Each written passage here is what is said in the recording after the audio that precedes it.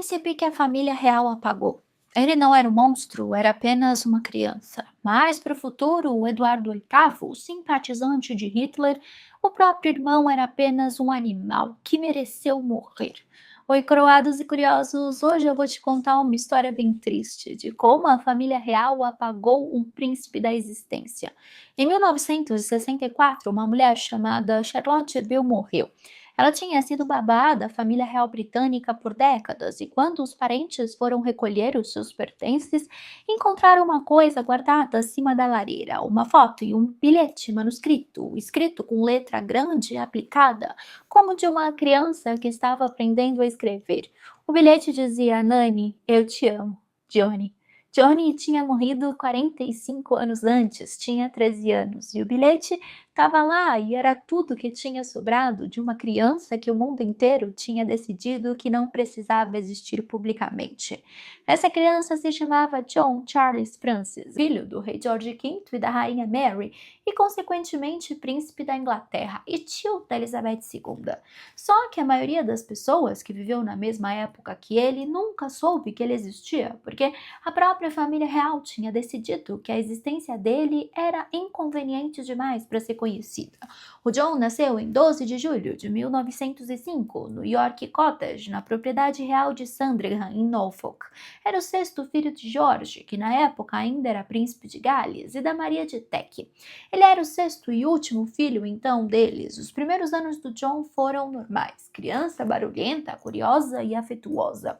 Um parente da família, a princesa Alexandra de Teck, escreveu numa carta que o John era muito esquisito e uma noite, quando o tio George voltou da caçada e se abaixou para beijar a tia May, ouviram o Johnny comentar sozinho: ela beijou o papa, velho feio.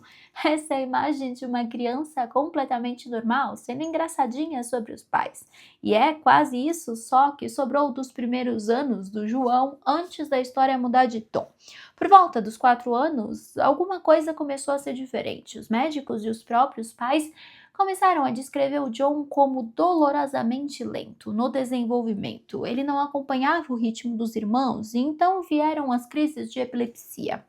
E em 1905, a medicina sabia que era uma doença incurável, assustadora, e as pessoas que tinham epilepsia deveriam ser separadas do convívio social ou mandadas diretamente para instituições. O que os médicos descreviam como retardo mental nos laudos da época, os historiadores modernos leem com outros olhos. Os sintomas do João, a hiperfocalização em certos temas, a dificuldade de processamento social, as respostas literais a metáforas, o afeto intenso e direto são considerados o que hoje a gente pode considerar até um espectro autista, provavelmente combinado com a epilepsia. O João não era o que o século XX chamaria de portador de deficiência intelectual severa.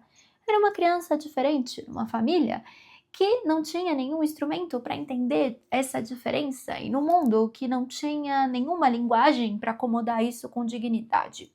Além disso, quando ele foi diagnosticado em 1909, não tinha tratamento de remédio eficaz disponível. Os primeiros anticonvulsantes modernos só chegaram décadas depois.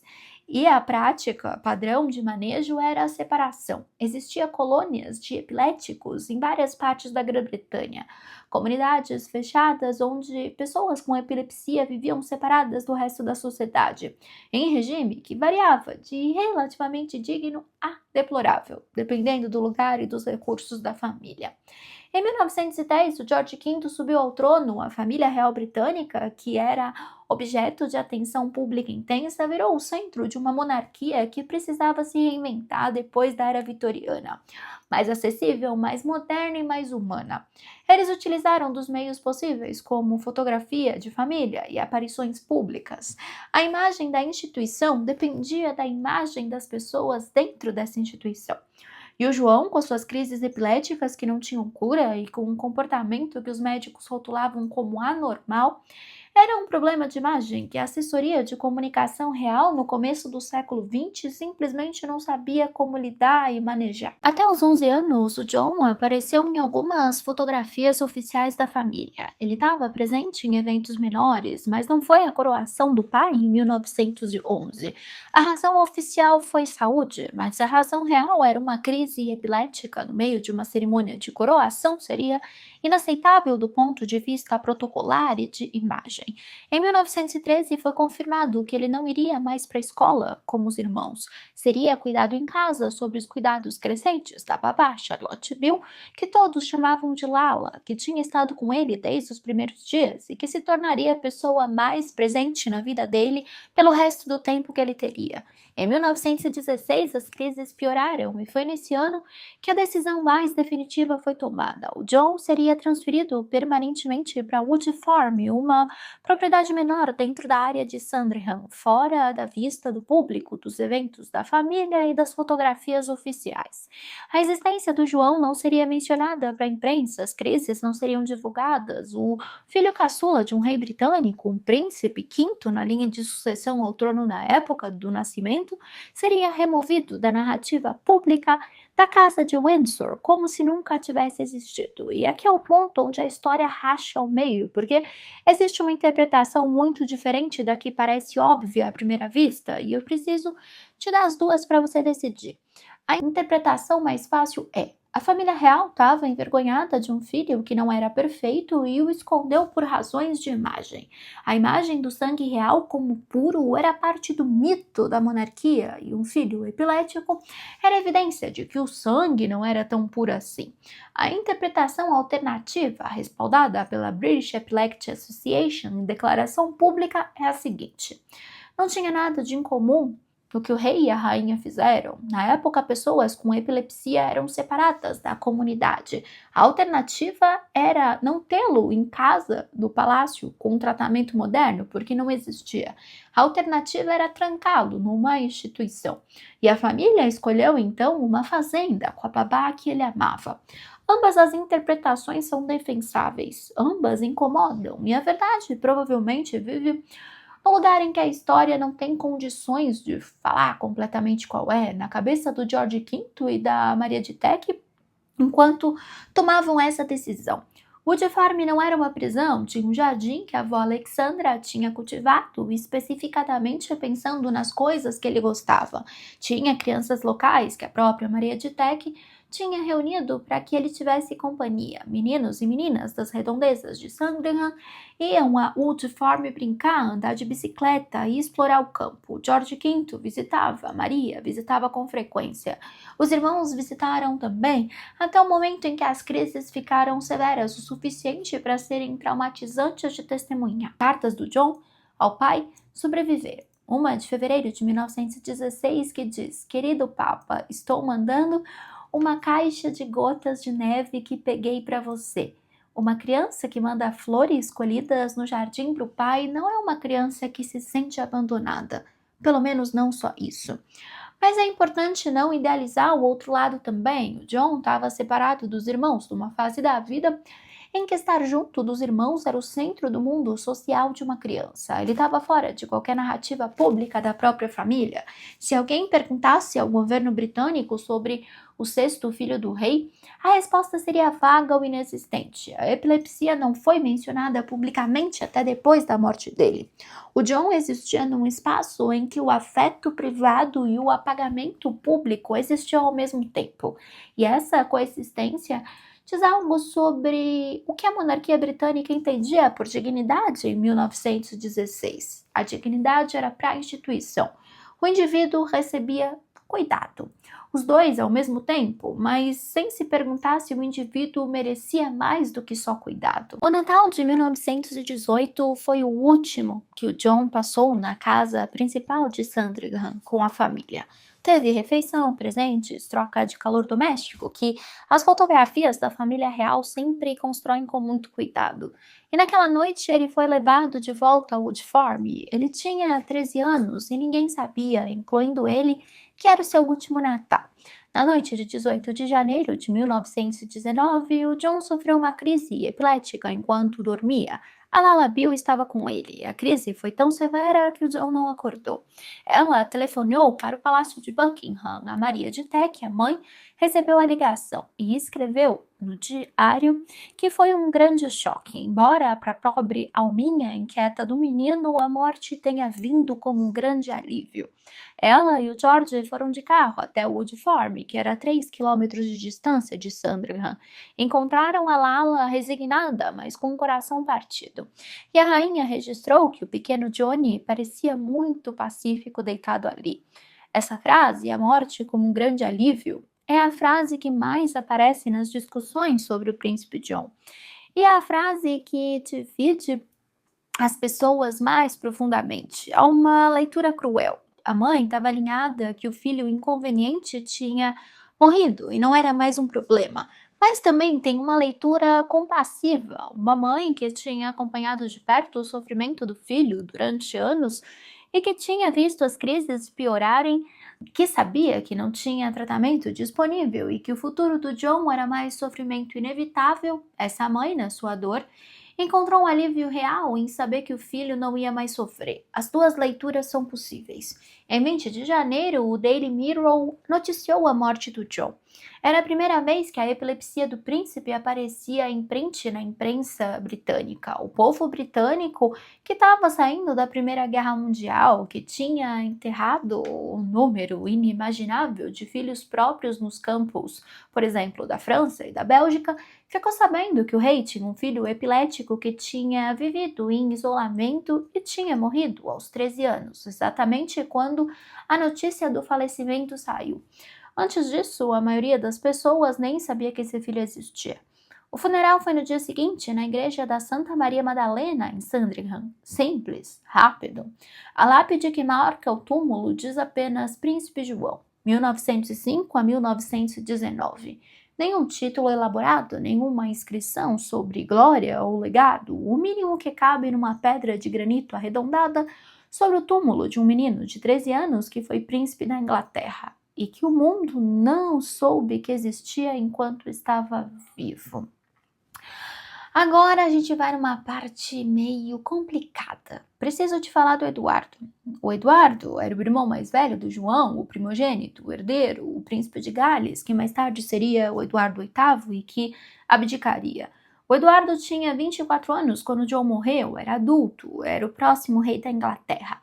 E quando recebeu a notícia da morte do irmão caçula, ele disse, e isso está documentado pelo dramaturgo Stephen Polyaknov, que teve acesso às cartas e o material de arquivo, que o animal tinha morrido e lamentou que a família precisasse fazer luto por ele. O animal. Eduardo VIII, o homem que seria rei, chamou o próprio irmãozinho de animal. Um menino de 13 anos com epilepsia e dificuldades de desenvolvimento que tinha vivido os últimos anos de vida numa fazenda em Norfolk com a babá que amava. Animal. Eu vou te dar um segundo com isso porque merece. Existe uma tentação de usar o Eduardo VIII como o vilão perfeito dessa história e há uma tentação que tem justificativa porque a frase é indefensável, qualquer que seja o contexto, mas é importante também não usar ele como um para-choque moral que absorve todo o resto. O Eduardo não criou o sistema que separou o John da família e não tomou a decisão de mandar o John para Wood Farm. O Eduardo era um produto da mesma cultura que tinha decidido que ter uma doença era vergonha, que diferença era ameaça à imagem e que o melhor a se fazer do membro da família que não se encaixava era removê-lo da vista pública. O que o Eduardo disse em voz alta, infelizmente, era o que a instituição tinha praticado em silêncio por anos. A crueldade dele foi nomeada. A crueldade do sistema foi arquitetada, mas nunca admitida. O George V, o pai, teve uma reação diferente. O registro sugere luto genuíno, presença imediata em Wood Farm e envolvimento nos preparativos do funeral. O George V era presidente da National Society of the Employment of Epileptics. Não era um homem indiferente à doença do filho no nível pessoal. O que ele era um rei que tinha permitido que a logística da instituição decidisse o que fazer com ele. E a lógica da instituição tinha decidido que o John era melhor escondido, até que deixou de ser um problema. O príncipe John foi redescoberto publicamente de forma mais ampla em 2003, quando a BBC transmitiu uma minissérie de 2 partes chamada The Lost Prince, escrita pelo dramaturgo Stephen Polyaknoff.